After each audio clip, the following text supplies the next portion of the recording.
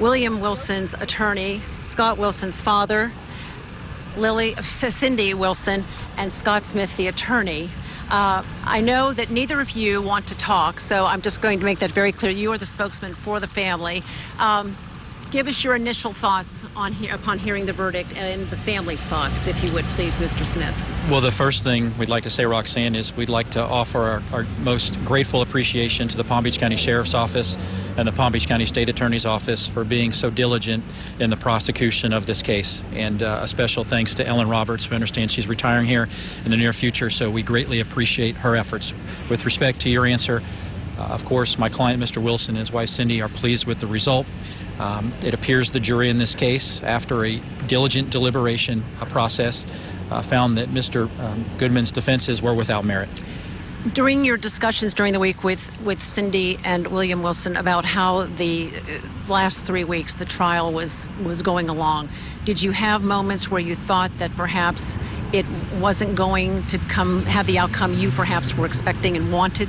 Well, as a trial lawyer, I know the ebb and flow of a trial. There are peaks and valleys throughout any trial, no matter how strong the evidence is in either a criminal or civil case. So I knew that, and I was counseling my client in that regard. But ultimately, we had great confidence in the prosecutors and the overwhelming evidence in favor of the state's case. There were three things Mr. Goodman just could not get away from. Number one, his blood alcohol level of 0.177 3 hours after the crash. Number two, he ran through a stop sign he's very familiar with at nearly twice the speed limit. And number three, he left the scene of the crash. And when he finally got a phone in his hand, the first two phone calls were not to 911, but his girlfriend and his friend Carlos Provaz. When you heard the opening statements from the defense, I so much want to ask both of you what you thought, and I know you don't want to talk, and I want to make that very clear that you'd rather not. I do want to respect that, but speaking for the family, when you spoke that evening, the opening statements, that the Bentley malfunction, that Mr. Goodman was not drunk until after the accident, what were the thoughts of the family? Mr. Wilson lost his only son, his best friend, when he lost 23-year-old Scott Patrick Wilson.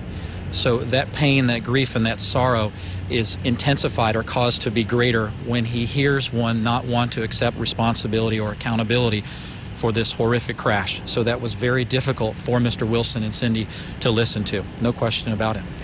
For a moment today, Ellen Roberts did take a moment just a short time ago during her news conference speaking about the time it took to file the charges and to arrest Mr. Goodman, and said this takes time. And I wondered, it seemed like we had, for a while, people were, I know, emailing and calling many of us about that this man was getting away with murder in the terms of many people who would call and email us at WPTV.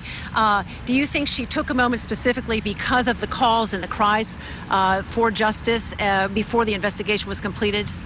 Well, again, Ellen Roberts is a 20-year veteran traffic homicide prosecutor. I think what she was doing was making sure she had all of her T's crossed and her I's dotted before she brought the charges against Mr. Goodman.